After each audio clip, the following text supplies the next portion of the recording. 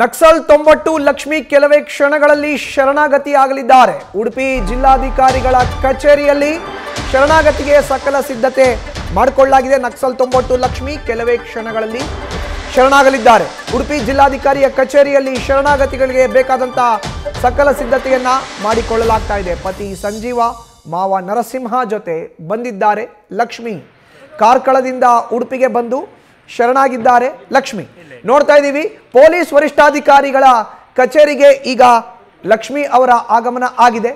ಪತಿ ಸಂಜೀವ ಹಾಗೂ ಮಾವ ನರಸಿಂಹರ ಜೊತೆ ಈಗ ಲಕ್ಷ್ಮಿ ಅವರ ಆಗಮನ ಆಗಿದೆ. ಇದು ಉಡುಪಿಯ ಜಿಲ್ಲಾ ಪೊಲೀಸ್ ವರಿಷ್ಠಾಧಿಕಾರಿಗಳ ಕಚೇರಿ, ಅರ್ಥಾತ್ SP ಕಚೇರಿಗೆ ಈಗ ಅವರ ಆಗಮನ ಆಗಿದೆ. ಹೆಚ್ಚಿನ ಮಾಹಿತಿ ನೀಡ್ತಾರೆ ನಮ್ಮ ಪ್ರತಿನಿಧಿ ಪರೀಕ್ಷಿತ್. ಈಗ ದೂರವಾಣಿ ಸಂಪರ್ಕಕ್ಕೆ ಸಿಕ್ಕಿದ್ದಾರೆ. ಪರೀಕ್ಷಿತ್, 90 ಲಕ್ಷ್ಮಿ ಅವರು ಕೂಡ ಇವತ್ತು ಶರಣಾಗ್ತಾ ಇದ್ದಾರೆ. ಅದಕ್ಕೆ ಬೇಕಾದಂತ ಸಕಲ ಸಿದ್ಧತೆ ಆಗಿದೆ. ಅವರಿಗೆ SP ಕಚೇರಿಗೆ ಕೂಡ ಬಂದಿರುವಂತ ದೃಶ್ಯಾವಳಿಗಳನ್ನ ನೋಡ್ತಾ ಇದ್ದೀವಿ. ಪರೀಕ್ಷಿತ್, ಸದ್ಯಕ್ಕೆ 90 ಲಕ್ಷ್ಮಿ ಇವತ್ತು ಶರಣಾಗಿರುವಂತದ್ದು. ಯಾವಾಗ CM ಸಿದ್ದರಾಮಯ್ಯ ಅವರು ನಕ್ಸಲ್ ಪ್ಯಾಕೇಜ್ ಅನ್ನು ಘೋಷಣೆ ಮಾಡ್ತಾರೆ, ಆ ಬಳಿಕ ನಕ್ಸಲ್ ಬ್ಯಾಕ್ ಟು ಬ್ಯಾಕ್ ಶರಣಾಗ್ತಾ ಇದ್ದಾರೆ. ಈಗ ಕೊನೆಯ ನಕ್ಸಲ್ ಅಂತ ಹೇಳ್ಬೋದು 90 ಲಕ್ಷ್ಮಿ ಇವತ್ತು ಶರಣಾಗ್ತಿರುವಂತದ್ದು. SP ಕಚೇರಿಯಲ್ಲಿ ಅರುಣ್ ಕುಮಾರ್ ಅವರ ಉಪಸ್ಥಿತಿಯಲ್ಲಿ ಈಗ ಪ್ರಕ್ರಿಯೆಗಳು ಆರಂಭ ಆಗುತ್ತೆ. ಸಂದರ್ಭದಲ್ಲಿ ಜಿಲ್ಲಾಧಿಕಾರಿ ಕಚೇರಿ ಮುಂದೆ ಶರಣಾಗತಿ ಪ್ರಕ್ರಿಯೆ ಸಂಪೂರ್ಣ ಆಗುತ್ತೆ. ಇದು ದೊಡ್ಡ ಬೆಳವಣಿಗೆ ಅಂತ ಹೇಳ್ಬೋದು.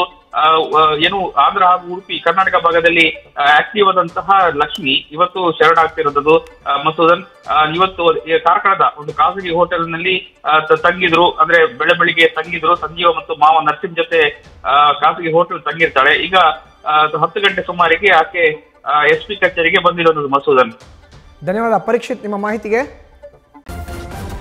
ನ್ಯೂಸ್ ಫಸ್ಟ್, ನಿರ್ಭೀತಿಯಿಂದ ನಿಮ್ಮ ಪರವಾಗಿ.